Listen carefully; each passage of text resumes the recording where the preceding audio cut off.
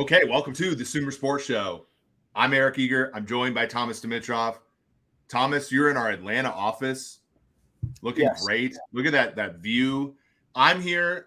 People might remember this from the December, January days. I'm in St. Paul, Minnesota, where my parents live. Yep. I'm enjoying it being about 20 degrees colder than it is in Atlanta. But I do sure miss being in the office with you, Chase, and Sean. So, life is all about trade-offs. How you doing, man? Man, it is 90 plus degrees. It's one of those hot days. So it's okay. We're not complaining. And you're right. You should enjoy the 20 less. It's funny.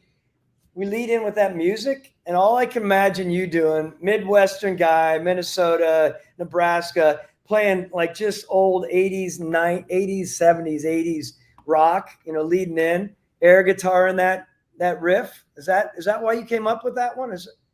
It might be actually the guy that made. He's actually been a guest on the show, Matt Collar.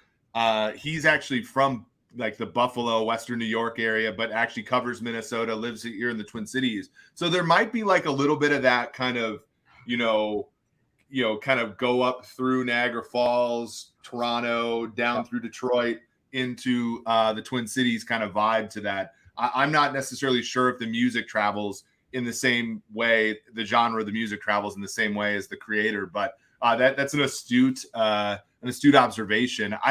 It's been good to get the intro to the show going with the song here, because it's nice to get people kind of coming into the room and everything. We got we're live here on Twitter, we're live here on YouTube, we're live here on Twitch if you're a Twitch person.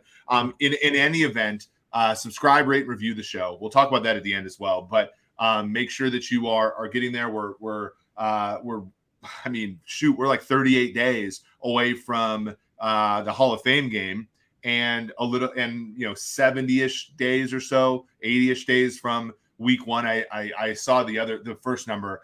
So we're close to the season, man. And like part of me I got to ask your opinion as a former GM, but as an analyst, whenever anybody's like, oh my God, it's Travis Kelce days until the season, they show 87 or something like that. And I'm like, please don't tell. We got all this stuff to do before the season starts, right? And I feel like for you, it's more like you're on vacation this time of year when you're an executive in the league, and you also don't want those days to be coming off the calendar that quickly either. Whereas like I think an average fan, of course, wants week one to come relatively quickly. It's a great point. No, I don't think most GMs do. They would love to savor this as long as possible, as well as the head coaches, right? They need more time. They need more time, as we talked about, being with their families. Speaking about being with families, what they're doing right now is probably what you're able to do a little bit. Now you're working, just like you made it very clear to me the other day. You were with your family, your parents, right? You were right. Mm-hmm. Are you in the Twin Cities right now? Yep. I'm in, Maplewood, Minnesota, if anybody wants to come say hi. Maplewood, Minnesota, with your family, which is great. You guys are probably having some great discussions about all the things you need to discuss. And look, I think most general managers and most head coaches, they need that time. They come back like a vengeance. So, and I can imagine you do too, Eric. I can imagine coming back after you're so excited about it, as I am. We get a little chance to do the things we need to do, of course. But look, it's going to be interesting to see how this all plays out. Are there going to be any free agent signings? I know you wanted to talk about a couple of them today. I'm sure you want to talk about many more than a couple. But what's your opinion? Because you obviously were still. I mean, you were evaluating when Dalvin Cook was drafted in 2017 in the 40s by the Vikings. DeAndre Hopkins was drafted in 2013, kind of in the teens, I want to say, by Houston. So those are two players that you've evaluated before. Those are the two right now in the NFL, like most coveted, if we can even say that, free agents still available. I know we're going to talk about quarterbacks here, but I haven't not gotten your opinion on those, because it's interesting. One of the reasons Dalvin Cook was let go by the Vikings was, in my opinion, because he scored poorly in these residual metrics we're going to talk about today for running backs. And, a lot of people don't necessarily think he has what it takes to be a great runner anymore, which is tough because he's not that old. And I think similarly for Hopkins, it's another one of those where age has really been a factor in the evaluation, which is tough because they're not they're not old humans. They're in case Dalvin Cook's like 27 years old. So it's a very rough and tumble world. Like when you look at those two guys being available right now, put yourself in the GM position again. Like what are you thinking when it comes to those players? Well, I mean, I'd love to talk about each at one time as well. If we could lead in on Dalvin for a minute. By the way, how old is he right now? I think Dalvin Cook's 27. Is he 27? Look, I mean, what and the type of money he's looking for, he would love to turn a $10 million a year deal. Is that probably where he would love to be?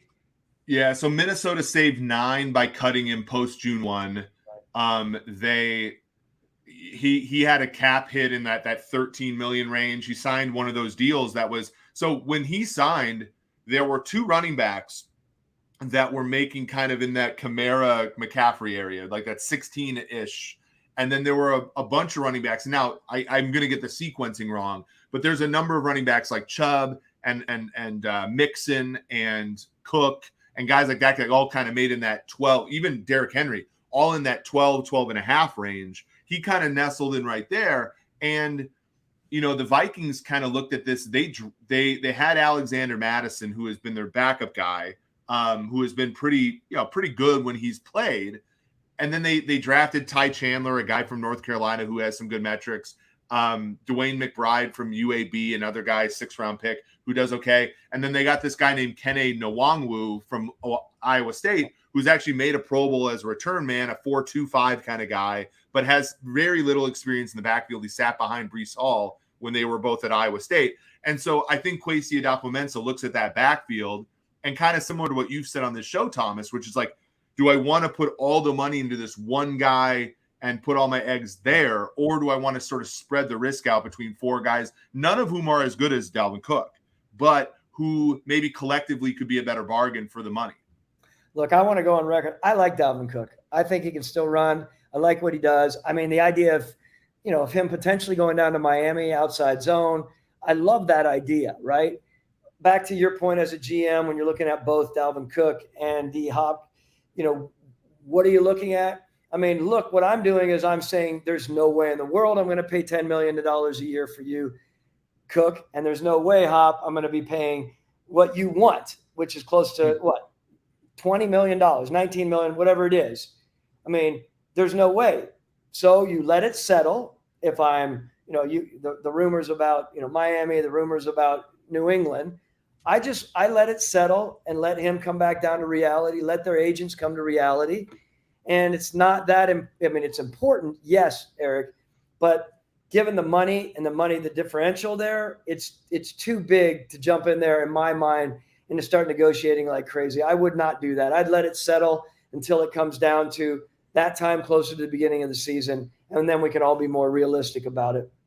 Well, there's never a player that at this point in time who's available in free agency that you have to have, right? And I think it's funny because you look back and so Cook might get 10 million. He might not. I mean, the fact is the post June 1 stuff, which by the way, if you go to sumersports.com and look at our article on post June 1 signings, Chase Falvey, one of your former cap guys, did a good job helping me, very sharp, very good at kind of discerning some of these things. But for those that don't know, like post June 1 is a big date because if a guy has a lot of bonus proration on his contract, if you trade him before June 1st, all of that contract proration accelerates onto your cap.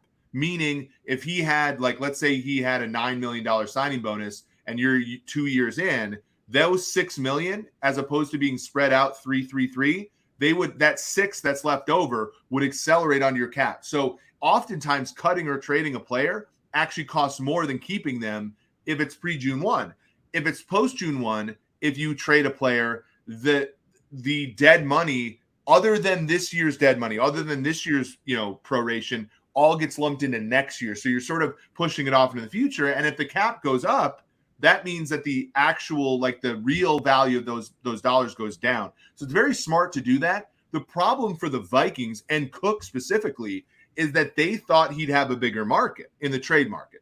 So they kind of waited until June 1st to get the extra cap savings. But then a team like you talk about Miami. We talked about this on the Sumer Sports Show. Go to our YouTube page and watch it. But Devin Akane, the running back that they drafted, very similar to Cook. Not as good, of course, but very similar. And so because of the finances of his contract, the fact that you could not trade him pre-June 1 for the maximum savings meant that the Vikings had to wait that entire offseason. And the deck of cards changed. The Dolphins drafted a runner, so on and so forth. And Cook becomes less viable to the Dolphins because they have more, horses in the stable, if you will.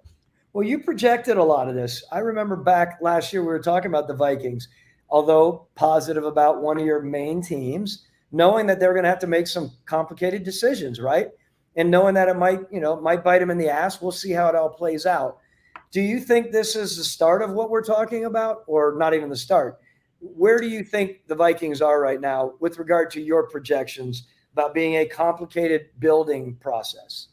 Yeah, so season win total in the betting market is 8.5 wins. One of the things that you are going to get, by the way, with the Sumer Sports subscription when it comes out in August and September is our simulation. Our simulation has them at 7.9 wins, which is a little bit under that, and a few reasons, right? So they were really lucky last year. They had 13 wins, but as you know, some of those wins were, fluky 60-yard field goals and missed field goals by their opponents and interceptions and stuff. And so they had a point differential of a team that was more like an 8-win team, an 8.5, 9-win team.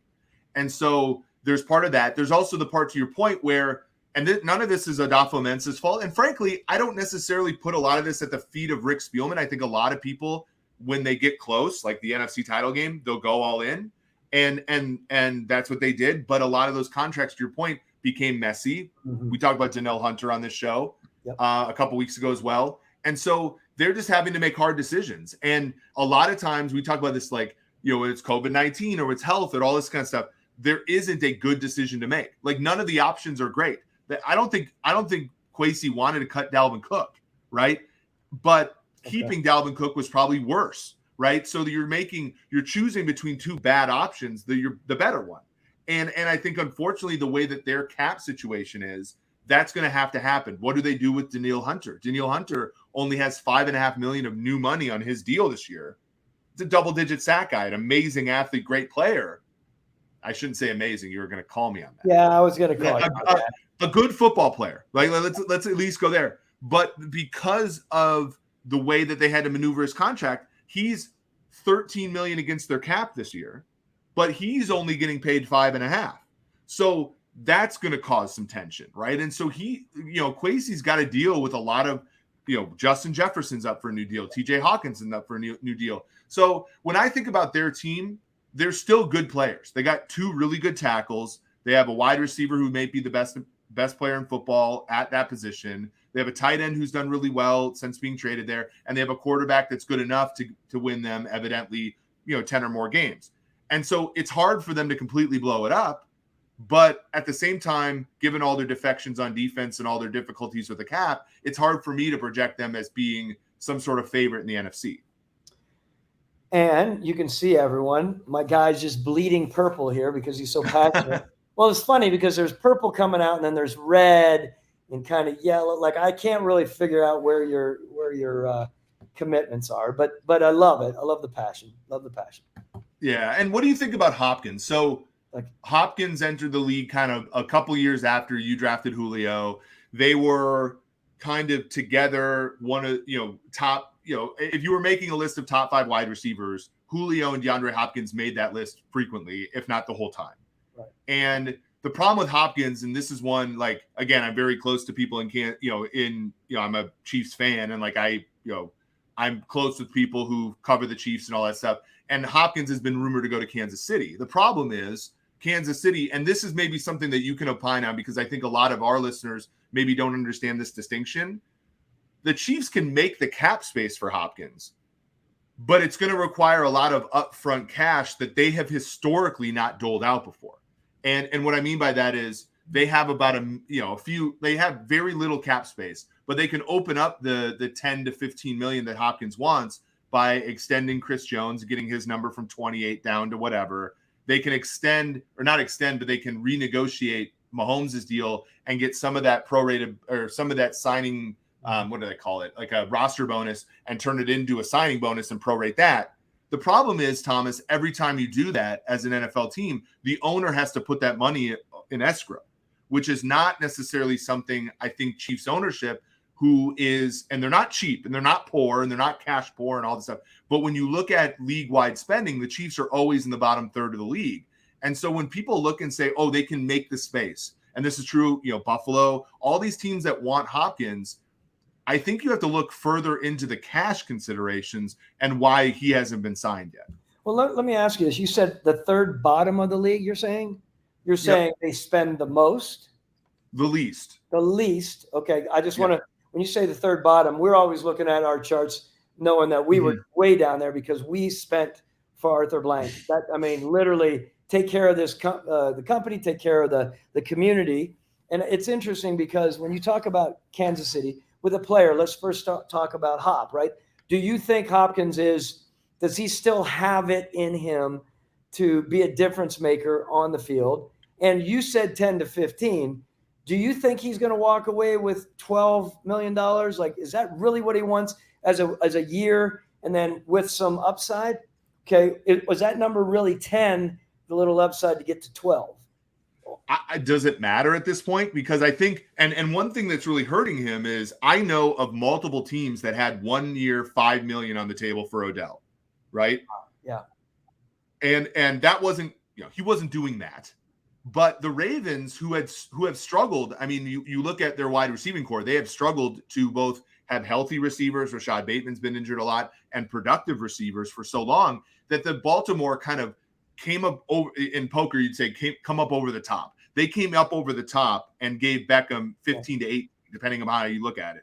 And that was just to get Beckham into the building and working out with Lamar and all this. It was also to get Lamar. We forget about this. The NFL offseason is so long, but Lamar was on, on the outs with Baltimore for a while. You come up over the top to get him into the building, right? So that he stops mulling. I got a bunch of different offers on the table. You come up over and 3x those offers, and he comes in, right?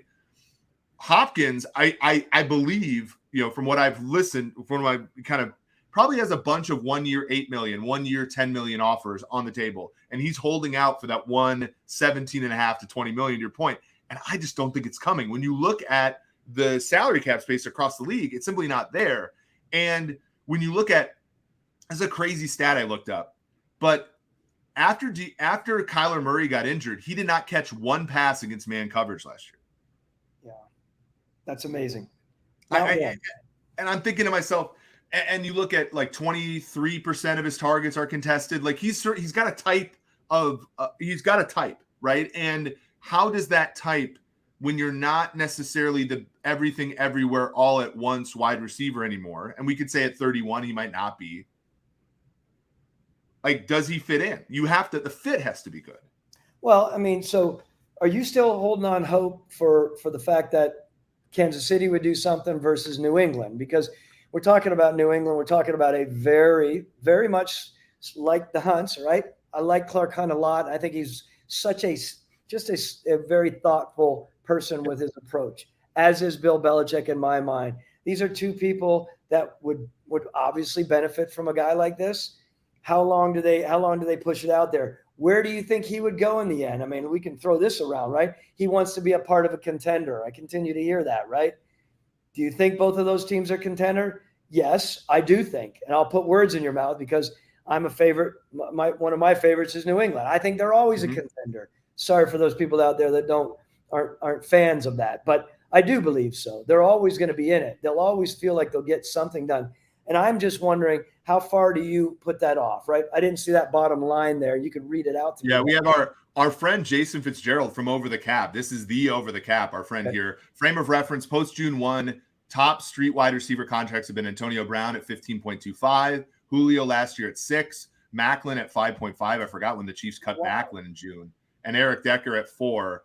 I forgot that the Chiefs cut Macklin 2 years into that deal. And made Tyreek Hill their number one receiver, which in hindsight, was very smart. Macklin went to Baltimore after that for not much at all. Julio, Julio's had his, you know him better than anybody. Yeah. Like but even with him, age was the thing. I remember 2 years ago or 3 when he went to Tennessee. A lot of Chiefs Kingdom, as we call them, were calling for the Chiefs to trade for Julio. And it's just when you look at the history, like these teams, and there are a lot of teams that just don't like old players, especially when you have to give up more than like the vet minimum for them. And Antonio Brown's an interesting case as well, because you're talking about a first ballot guy if he doesn't have his off the field stuff, and he was not let go because of talent or anything other than some of his shenanigans, right? So that one's kind of weird. I think it's closer to Julio and Macklin, maybe not Macklin, but it's closer to Julio than it is Antonio Brown at this point. Yeah.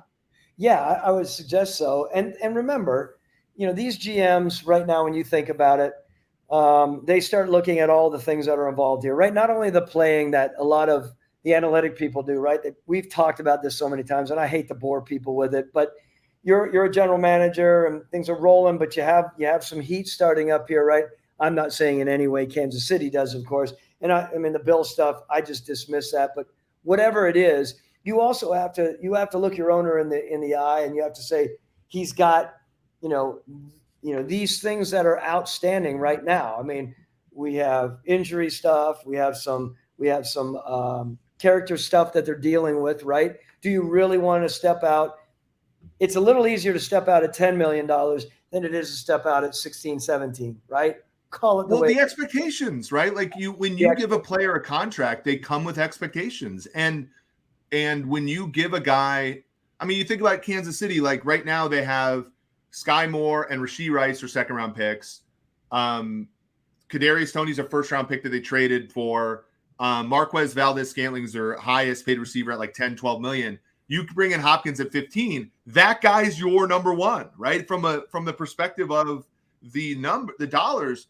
And you think, like, do you want that to be part of? There's one side of it where you can say, okay, my general manager wants to win. That's great. But the other part of it is like, you're going to battle with this roster, and then some other guy comes in. It doesn't feel the greatest. So I think that there are two competing factors there too, right? And I think the other thing is, like, again, I've mentioned many times my good friend John Robinson, he brought in Julio Jones thinking that Julio was going to be an easy fix at a good price, right? When you talk about $6 million. And yet there's another side of that. All of a sudden, it kind of falls by the wayside, and you are once again judged by your move, right? $6 million or 16 million. Yes, there's a difference there, of course, but you're still darted on it, right? Why are you bringing in a guy like this that has a history of being injured? Or why are you bringing in a guy like this that has a history of kind of maybe pulling off a little bit because he's just not necessarily interested in what's going on, or things aren't going his way? He's no longer the number one. I mean, Julio in his day was the dude. John brings him in there, and of course, he wasn't the dude there. He could still do some fantastic things. All I'm saying, when you start dealing with receivers, and I'm not saying all receivers, there's a definite ego there. We all know that. How do you navigate it? I would come back to saying what I've always said. Bill Belichick is the master at taking egotistical receivers who might be on the tail end or could turn the other way, meaning it's time to go, and yet he brings them back for 2 or 3 more years because he has a real special way of doing that. I'm not saying Andy Reid can't do it, because I think Andy Reid can do it as well. Point is, 2 ideal teams involved in a guy like this. We haven't even talked about Dalvin Cook, but when we're talking about receiver, these are 2 guys that are going to get the most out of this guy, I think. Yeah, this is a really good question from Jack_OSU. On the Odell signing, can the Ravens turn any of that contract payment over future void years? Or is that only for multi-year deals? No, this is another important deal when you're talking about trying to predict where guys will go. The Ravens signed Odell technically to a 5-year deal, but it's a 1-year deal with 4 void years. And the first year has a 1.165 base, which is the league minimum. The rest of it is prorated over a 13.835 bonus. So that's 2.7 or so years over 5. So they're spreading it out. Now, the Chiefs have never done a void year deal before, right? So they've never, and even with Donovan Smith, they didn't do that. Even with, some of the Carlos Dunlap last year, they've never, and again, it's good. And I know this is something I've learned from Jason at Over the Cap. It's like, it's good to go through and see like, oh, historically, for example, the Bucks never gave out signing bonus. They just paid as they went. Whereas other teams like the reason spending is important is because some of these teams spend and they just push money in the future. And they're always, kind of near the top of the spending rankings like Cleveland, where they'll just give out bonuses and prorate them out. And some teams don't. And it's good to go back and see, like, and the Ravens, in the case of Odell, like actually change what they do. That was one of the first ones that they've ever done of that ilk. Some teams have yet to do that still. And it's important to, like, when you're making a prediction, to say, would they actually do something like that? Well, a little aside here, this is a great topic. Most teams, every team has a philosophy on how they're going to approach the cap, right? How they're going to approach their payments, what they're going to do, what they aren't going to do. We used to have a spreadsheet this long. Nick Polk and Chase Falvey used to work on all the time. It was beautiful. I loved it. Some of that stuff, interestingly enough, was a carryover from the Falcons paradigm before I got there, right? Ideas that Rich McKay and that Arthur Blank really stood firmly by, and our financial people did. And then, I brought certain things from I would say from New England that we would consider. And then Nick Polk and Chase would talk to me a lot about, hey, have you thought about doing this and this? Let's see how it looks on this great spreadsheet and see how it all plays out, right? Now that changes. It can change from year to year. It can change over 6 years. Some stuff we had on that basically guideline sheet that we had since I got there for almost 13 years or 12 years. Other things started falling by the wayside. The reason I bring that up is it's not just whimsically, hey, we're going to do it this year this way and we're going to do it this year. Some people get so stuck in their ways and they don't step back and take a deep breath and think, why am I not looking into this? I would suggest, honestly, we were late to the party. Nick's going to probably get pissed off at me. Nick Polk is, but we were late to the party on our whole compensatory approach, right? A little aside again. We just kept doing things the way that we were doing them, and we probably should have adjusted. Back to this. Do you have a really firm grasp of what you think your beloved Chiefs do? Do you know what they, I mean, you mentioned a couple things here and there. Do you know there are certain things they wouldn't do to get a deal done? I don't think that they would use void years. I don't think that they're going to use void years. And I think that we talked about this a long time ago on this show.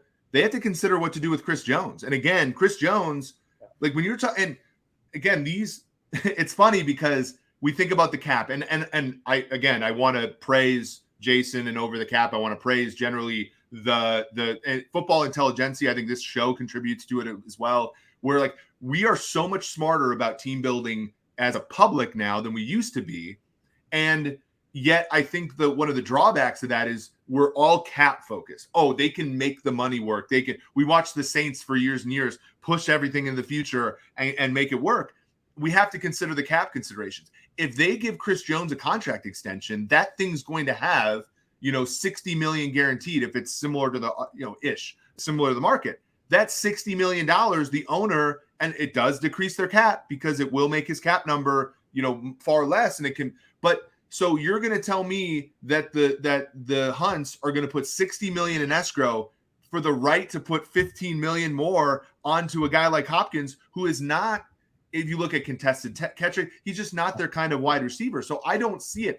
I do see New England possibly doing it because New England hasn't won a playoff game since 2018. And Bill Belichick has a legacy, and Tom Brady won a Super Bowl, and Belichick's the best coach that's ever lived. But there's a competitive nature to guys like that. They want to get back, and I think that's going to outweigh it. If you're Kansas City, you've just won a Super Bowl in a year where you just traded your best wide receiver to the Miami Dolphins, and And it's the same thing like Buffalo. I could see Buffalo doing it. I don't think Buffalo can maneuver enough cap and cash to do it. But Buffalo's in a different ilk. Buffalo's just as good as the Chiefs are, fundamentally, I think. Like if you grade the players, if you grade the rosters, they're just as good. They have 2 fewer rings over the last 5 years. That's going to, this is like you coached you were the GM for one of the best teams in the NFL for a half a decade twice.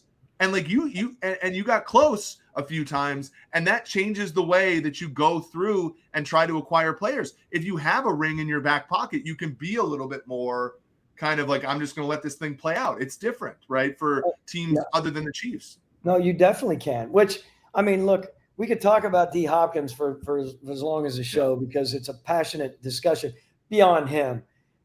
You and I have been talking a lot about this lately as well, though, Eric, and that is from my perspective as a GM, former GM, and how I would do things differently, and what if I were ever to be able to be in that seat again. I can't even say it. Listen to me stumbling. You know, who would I have? Who would I have beside me? Who would I work closely with? How would I approach it from a statistical, analytical standpoint, an advanced analytical standpoint? And we were talking about Dalvin Cook. We're talking about running backs. We had some luck with running backs in the past. I had some, marginal luck with running backs. If you start talking about, metrics that measure a running back, right? And you're talking to me, and you and I are working together at an organization. We have to sell this to the owner. But they want something that is much bigger than just me saying, look, I saw him on tape. He does this, this, and this, right? Let's call it that way. Let's do the little division of analytics versus old school football. Can you talk to me a little bit about leading in on that from a running back standpoint? Yeah, because I think, and this will dovetail into our discussion of quarterbacks too, but it's everything you want to do from an analytical standpoint is trying to mimic what a scout is doing in some ways, right? Because Dean Oliver has a great quote. Dean Oliver is an assistant coach, I think, for the Sacramento Kings. He was one of the pioneers of basketball analytics. He wrote the book Basketball on Paper. And he said something really good. He goes, a scout can watch a game better than I can, but my stats can watch all the games at once. And I think that is like, when I think about that, and I think about saying that to you, and I think about saying that to our scouts, and what that means is a scout should be sitting next to an analytics person and deriving and building these metrics for with us. And the biggest thing you're doing, and let's talk about running backs for a second, and we'll move on to quarterbacks, because we do have some questions from the web that I think are very good. But when you're looking at a running back, let's say a running back that's playing for Alabama, who's got all the advantages in the world, the offensive line, the wide receivers, the quarterbacks, the play caller, all that are an advantage for him. Mm-hmm. And he rushes for 7 yards a carry. That 7 yards a carry to somebody like you and to somebody like me is not that meaningful, right? Because you have to take into account all the things that gave rise to that 7 yards. So the blocking, the down and distance, right? So I talked about this the other day with like Mike Allstott or whatever. It was like, and Warwick Dunn, where it was like, where it was, Mike Allstott averaged like 3.7. I can't remember exactly, but Mike Allstott and Warwick Dunn averaged 2 different yards per carry, right? And ultimately, Mike Allstott ran a lot of short yardage plays, which are going to have lower expectation than Warwick Dunn, who ran a lot of like long yardage plays.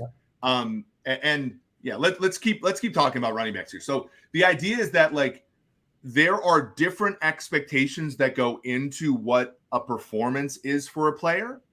And you want to be able to, in what's called a residual metric, which is basically saying the outcome is a combination of the player and the expectation that the player doesn't control. Math is there to try to find the expectation that the player doesn't control, and the residual is the difference, right? Okay. So just even be like very, very crude here. So for example, if it's 1st and 10, the average rush on a 1st and 10 is 4.2 yards, let's say, and you get 5 yards, then you're going to be 0.8 yards over expectation is the idea. And if you are running on 1st and 10 and you're constantly getting 3 yards, you're always going to be 1.2 yards less than expected. And whereas if you have a different running back, let's say a short yardage guy, and it's 3rd down and 1, and the average 3rd down and 1 carry nets 3.5 yards, and he's constantly getting 4 yards, then he's going to be above that. But you have to change the expectation, because and you add more variables to it. So for example, how many men are in the box? People measure that now. PFF does, the charting data does, or the tracking data does. How many, the big data bowl had, how good are the blocks, right? Like where are the guys positioned, right? That's a pretty good. And so residual metrics essentially try to take all of the information that we know and come up with what would an average player achieve on those? And then it takes what does this player get and subtracts them. Now, what I think would be awesome for a community is for folks like you and people who are really good at evaluating these things to inform people like me as to how to build that expectation better. Okay, so let me ask you this. I'm following you.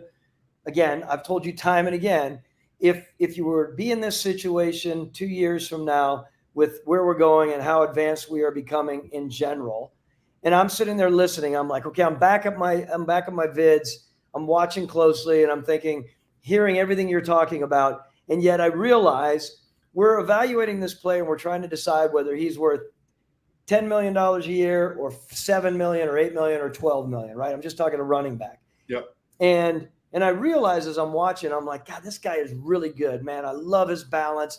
I love his athleticism, quick twitch, explosiveness, all the stuff that we've talked about, the football stuff. Mm-hmm.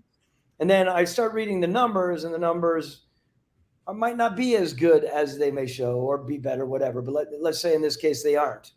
And then I start watching closer, and I start watching how horseshit, God, did I just say that? I'm sorry. How horse crap. Yeah, how horse crap that right guard and that right in the center is, how they're comboing, and it's taking away from this guy's game. And it's not only this game. For some reason, there's a streak with that O-line, and then there's been an injury. All of a sudden, we are taking the numbers of this running back for over a span of 4 or 5 games that have a lot more involved, folded into it than just the pure number. This ends up being an issue for football people sometimes. What I'm looking for you is to say, help me with it. So if I'm sitting there going, God, this guy is better than this, Eric, this guy is expected, he is exponentially better. You're like, well, the numbers are saying this. And I'm saying, well, watch this video. Lame blocking for 4 games in a row puts him in a different spot. Oh, 100%. And then that's, I think, where the progress happens, right? Because, take the NFL Fast Start version, the publicly available version of like CPOE, which we'll talk about quarterback at the very end because I think there's some good examples. But like CPOE, for example, the quarterback version, completion percentage over expected, the only variable that includes offensive line directly is if the quarterback was hit or not. But clearly there are, things. And the same thing is true. Like, I think, and PFF does this, True Media does this, our friend John Taramina there, like basically what I probably would want would be, you would want a readout of all of the individual plays, the numbers from the individual plays and how they add up. And then you would say, Eric, this is a play where I would have graded him very, very well. And you guys gave him a bad score. Yeah. And then we go in and be like, okay, it's 1st and 10. There's 8 men in the box. It's the score differential influences it because when you're behind by a lot, it's harder. It's easier to run. When you're ahead by a lot, it's harder to run. All the stuff that you know as a football guy. And it's like, but then there's like, well, this is where you're missing. The right guard and the right tackle are awful. Where is that in your model? And then I'll say it's not. And then you'll say, well, you either have to come up, this is where it's all about the art versus the science. Mm-hmm. If I say, where are the right tackle and the right guard in the model? And you say, they're not. Where's the differential between offensive line and defensive line grades? They're not there. Well, okay. Well, then you're going to say something like, well, I'm sorry. I love the effort here, but it's not good enough to tell me what I need to know. You know what I'm saying? Are you going to be able to factor in scheme? For instance, we had this forever when we were in Atlanta and we started falling down by the wayside with our run game because we kept stressing the outside zone where guys, we just wanted to start running. I mean, look, what Arthur Smith is doing with the Falcons now, I keep saying he's doing a hell of a job with them, right?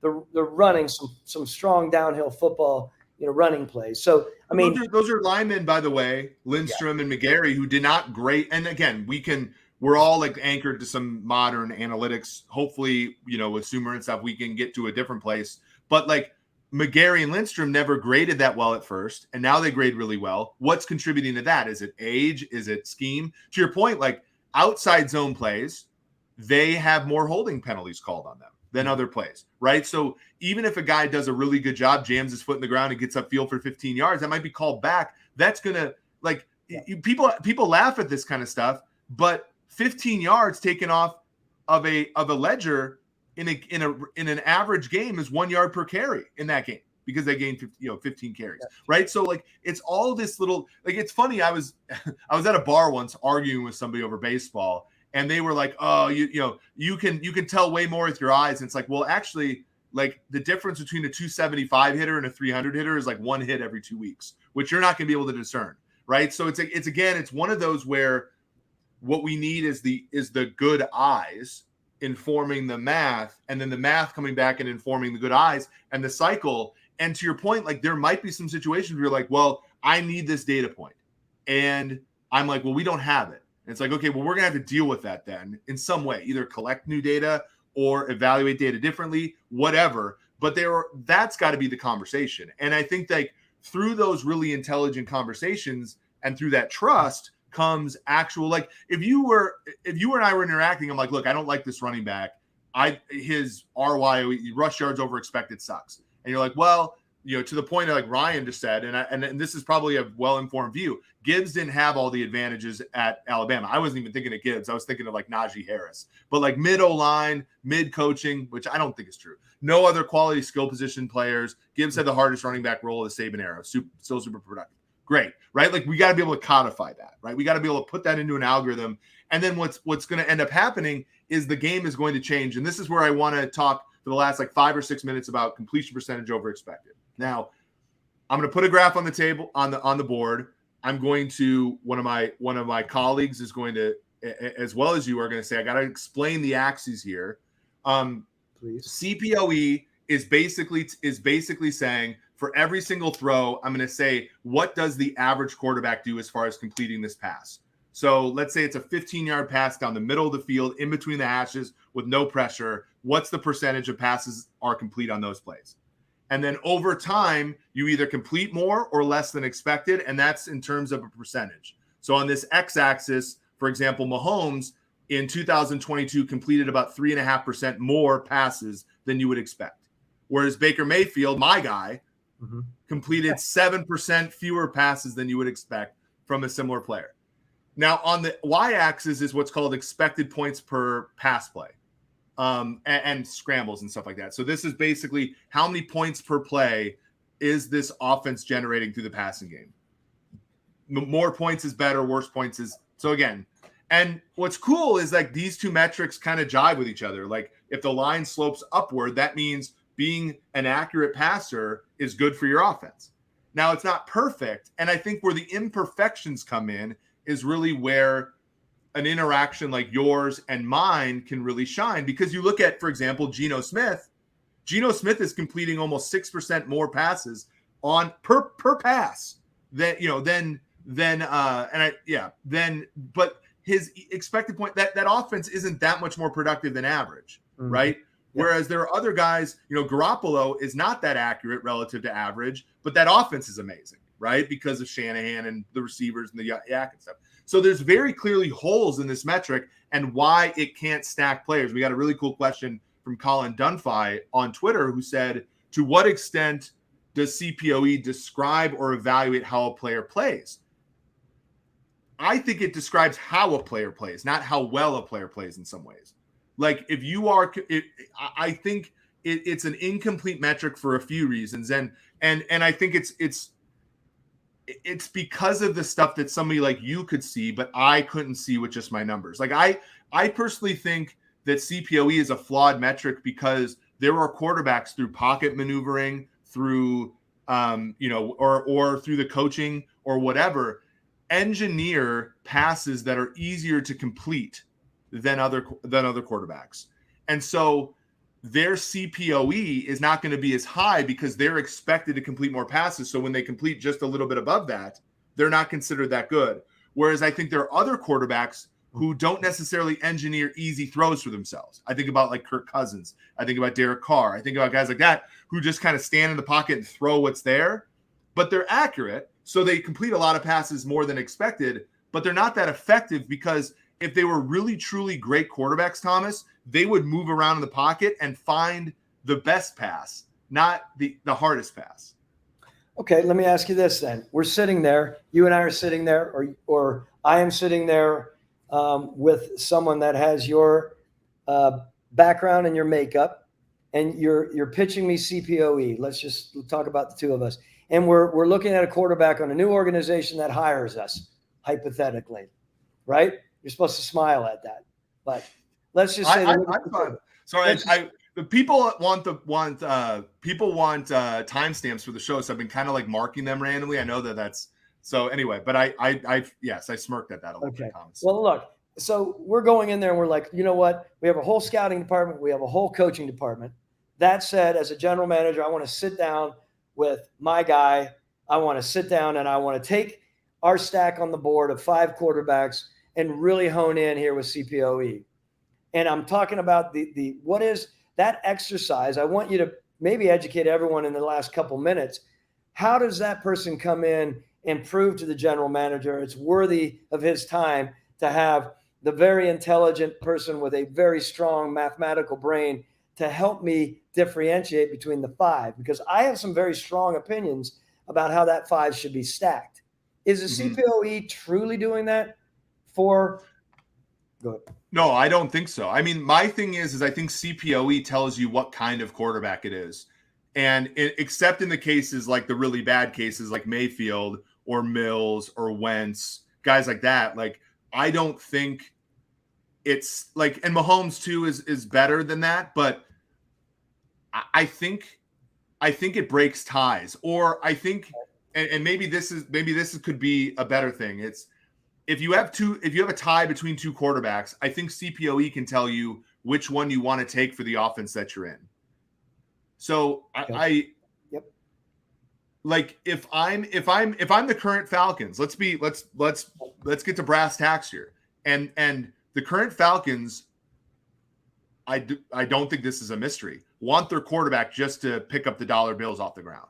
Like they're not asking their quarterback to be Matt Ryan. They're not asking their quarterback to be, they're asking their quarterback, look, we're going to run for 6 yards a carry. That's what they want to do, right? You're going to get some 1st and 10s or you're running play action, and there are going to be guys wide open. You need to hit those guys in the chest, right? If the Falcons are in a lot of 3rd and 7s this year, they're not winning, right? Like because of the way that they've constructed, they want to get to 2nd and 3. They want to get to 1st and 10 all the time, and then the quarterback's there to kind of hit the passes that are wide open. If that is my team, I'm going to look at CPOE a lot different than if I'm like the Los Angeles Chargers that put a lot on their quarterback's plate and say, you're here to engineer good. You're here to engineer your throws and complete them. And that's, I think, when we talk about residual metrics, why CPOE fails, in my opinion, sometimes is the expectation should be independent of who the player is. Like you should not be able to engineer it. Like there was, so the next gen stats version of CPOE actually tracks receiver separation as one of the variables. In theory, if you're throwing to wide open receivers, you should get dinged for that is the point. But what happens, you might remember this game. I don't know where, but it was in 2020, the Chiefs were playing at Raiders during the pandemic, and Mahomes threw a game-winning touchdown pass to Kelsey where he rolled out and took the whole defense with him, threw back across his body. Kelsey's wide open, right? The act that Mahomes had to make that throw wide open is him. And yet in that metric, you're going to say, well, no, it was an easy throw. No, he made the throw easy, right? And so it's the same thing with running backs too. It's like, and I think we're very bad at this, by the way. If all the young analytics people that want a job at Sumer figure out how to do this, and we'll hire you. But like for running backs, it's more about setting up your blocks, right? Like I remember there are some running backs, like I think about how Thomas Jones played forever. And I think about how Frank Gore played forever and Curtis Martin played forever. Those guys were not athletic at the end, but they set up blocks so well that I even think CPOE would fail to measure them because the blocks, the table that was set for them was partly set by them. And so I think when you build these metrics, you have to be very open about what you're putting in that expectation. And if that includes the player, it's going to be a little bit invalid. So, and we'll finish with this because I'd love you to cap it off. But again, these are the kind of things that we need as Sumer Sports. You all need, who are, data scientists out there and data engineers. We need to continue to educate the football people in the NFL and in the NCAA, because there are all kinds of opportunities in my mind. As a guy who's been raised in this sport forever, we want it to go this way. We want it, and we know it's evolving, right? So continue to come to the table with elements that are going to help. Like you said, it's going to differentiate between maybe A and B. It's not going to outline your entire quarterback group that is maybe 50 deep. I don't believe, right? All I'm saying in the end is continue to bring people along, show them where the benefits are on something like this. And I think we're well on our way. But I love what we're doing at Sumer in many ways, without getting into a ton of it. I love these conversations that I have with you. This goes all the way back to, years ago when we first started hanging out, even when I was still with Atlanta, and now where we are right now, when you're kicking your feet up everywhere around here in this beautiful office, and you're pontificating about all your intelligentsia. I love it, because I think hopefully Neil's listening to this. Hornsby, the former CEO, the founder of PFF, because I did this. I actually am much better at the Sumer offices than I was at the old PFF offices, but that's kind of where I'm. Jack says, any estimate for a Sumer analytics subscription? We're still bouncing, very affordable for people. Hopefully by the time it gets there, look at the space in August and September for that. We're not going to be charging you $100 a month. Let's just put it out that way.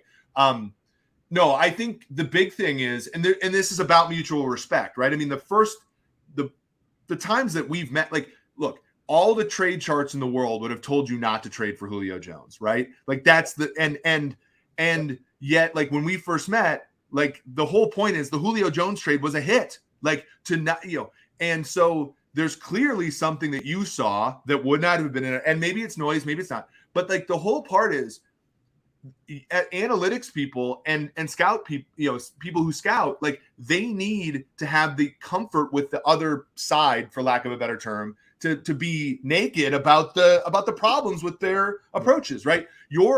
With scouts, you could say a bunch of things. Like, you're not able to watch all the games. You don't have enough time. You have you have some positions you do well, some you don't. All that stuff. And then the analytics side has to say, look, there are some stuff we don't account for. And if that's integral to how you're building a team, well, these metrics are going to be useless or less useful.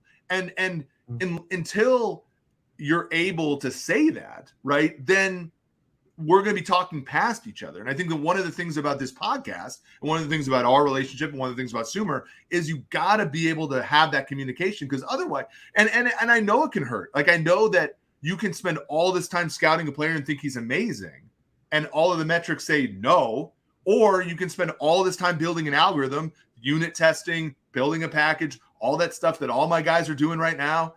And the guy could be like I remember, and I'll end with this. I remember my second year in grad school, I built a model and proved a theorem about a certain plant. I know. And I went to the biologist's office, who was an expert, and I said, hey, nice to meet you. I'm Eric. I'm a grad student in the math department. I think I learned something about your plant. And she's like, well, honestly, you don't know the first thing about this thing. And, like, it hurt, right? It hurt. All that work was like, and we ended up publishing papers together and working really well together. But in any interdisciplinary discussion, there's going to be these things. It's not going to be the perfect insert my knowledge into your knowledge, we have more knowledge thing. That's not how it works. It's thorny and it's difficult. And that's an important part to realize. Well, I know you're finishing now, but you said it hurt twice. If anyone's watched the movie Chef out there, there's an amazing scene, and I'm going to send it to you. When he was in the restaurant and he was throwing that mud pie around, or whatever it was. Chef is by far the best airplane movie I've ever watched in my life. You kind of got a little Devereaux. Is that his name? You kind of have a little bit. Jon Favreau? Favreau. Yes, Favreau. Not Devereaux. Favreau. Yes, you do.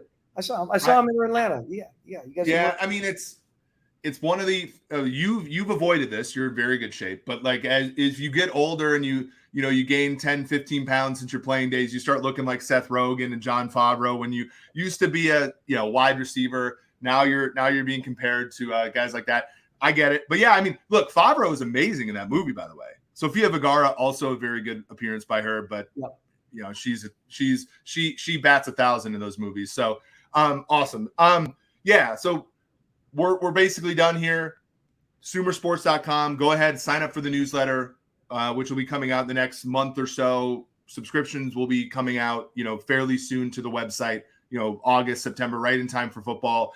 If you go to our YouTube page, please subscribe. Please hit the like button. Also sign up for on the podcast feed wherever you get it. Tell somebody about the show because, again, when we hit it big, you will be one of the first. So for Thomas Dimitroff, this has been Eric Eager. This has been episode, 72 of the Sumer Sports Show.